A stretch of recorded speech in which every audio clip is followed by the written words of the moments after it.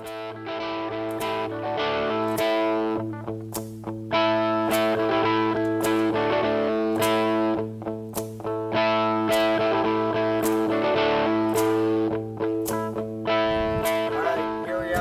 number one. Bill and I came here yesterday. It was raining. The cats and dogs. We just got cleaned up.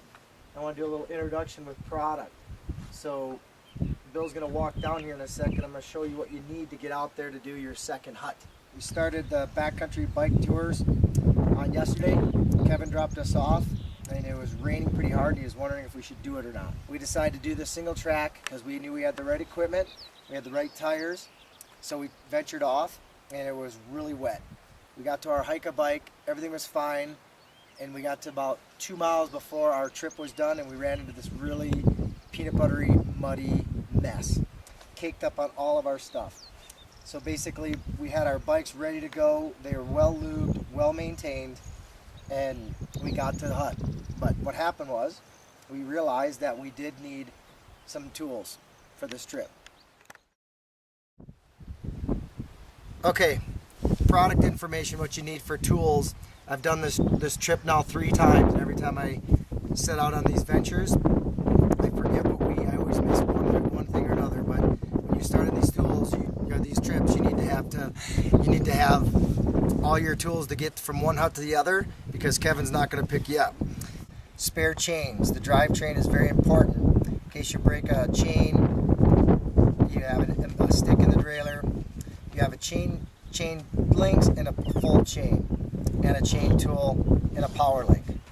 That will make sure your drivetrain, anything happens to your drivetrain, you can take care of it. You can get back to hut 1 or hut 2, whichever one you're going to. The second would be flat repair. We start off with a CO2 kit with tire levers and some CO2s all in there. We go to a pump in case the CO2s don't work. We have a tire boot in case you have a slash to your tire and you can't just throw a tube in there. My tube is going to be right in here somewhere. Oh, we messed that up. Don't have my tube. Sorry. Don't have a tube. Anyways, it's nice to have a cell phone. We have a cell phone in the cabin. Okay, now we segue into our nutrition when you go from hut to hut on these trips. It's essential to have hydration. So to start off, you have to have a Camelback that has multi-pockets to carry all your flat repair and your tools, plus your hydration. Elixir tablets to throw in your hydration for electrolytes, power foods, Cliff Shots, Roctane, throw in a nutty bar, my personal favorite. Also, here's my tube I left out before, and you can carry your coordinates. You can carry your directions, which will carry you to the next hut, from hut 1 to hut 2. You can always throw that right in your Camelback. You can put all your essentials in here. Okay, in addition to all the flat repair and the tools, the chains to keep you going during your ride, from the nutrition, the hydration, things to think about when you're at the huts. In case you have a severe slash to your tire, it's always good to have a spare tire at the hut, so you can change it at the hut, whether it be the tread or a sidewall cut. Next thing, you could kind of carry that in the Camelback, gets a little bulky, but the best thing is you can keep it at the hut.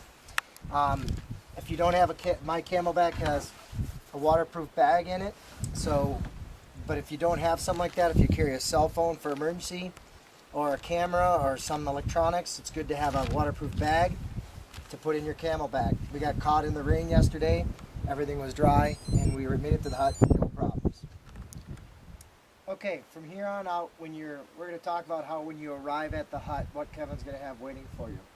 These are all things you can carry with you. So, other than the tire, you can carry that with you if you have a big enough Camelback.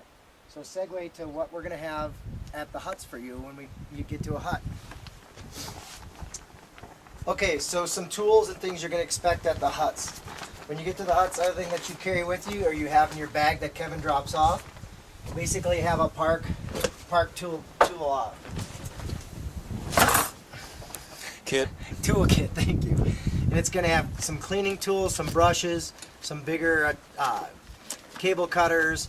It's going to have some lube, some chain whips, some bigger tools so you can do some repairs in between huts. A full pump, a chain cleaner, So you will have some tools in case you need some to do a little more heavy duty work than you can on the bike, on the trail. That good? Like today's a beautiful morning to actually figure out with the gear. Here we are sitting at 8 in the morning with shorts and it's super warm, but 2 days ago, like Kevin says in his brochure, you know, it can change 50 degrees in one day. And testimony is the first 2 nights we had the fireplace going, the stove going, and it was cold.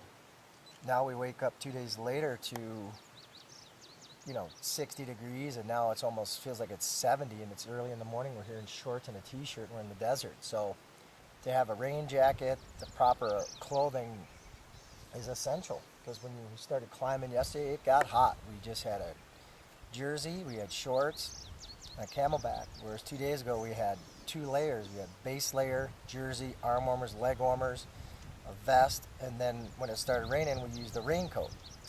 And then when it stopped raining, you got to take the raincoat off, rolled up, put in your camelback to keep you properly ventilated for your whole ride, because you get up in the mountains where you're really high, you take that rain jacket off, you start descending, you get a chill. It's not hypothermia, it's not that severe, but it could be. We are pretty lucky to have that. So securing those the gear is key to get to each hut and actually enjoying it, not just getting there, so you can enjoy your ride, not be miserable. I think those rain jackets that we bought were, you know, the best purchase. Well, $30 on rain the jacket. planet. I mean, good grief. Those were like kept the golden. mud off you. Yeah, those kept were all the road roost off you. absolutely mandatory. And going to single tracks, Chris there, I believe that's his name. I'm terrible with names. Yeah, I think it was Chris. Nice guy. You know, when you go there, you know, and you forget something, like we did, and I own 2 shops. Forgot a rain jacket, forgot a tube, but you got to have them. And patronize his store, because he's right there and he's got the right gear. Everything there is what you need. And don't hesitate to pick it up, because you'll always use it. Of course, for us, it was kind of funny because we walked in the door, we were standing there, we could hear the thunder. Right. It was And raining and it was thunderstorms, raining. so Yeah, it was pretty knew. obvious we needed a raincoat. Yeah. It's like writing on the wall.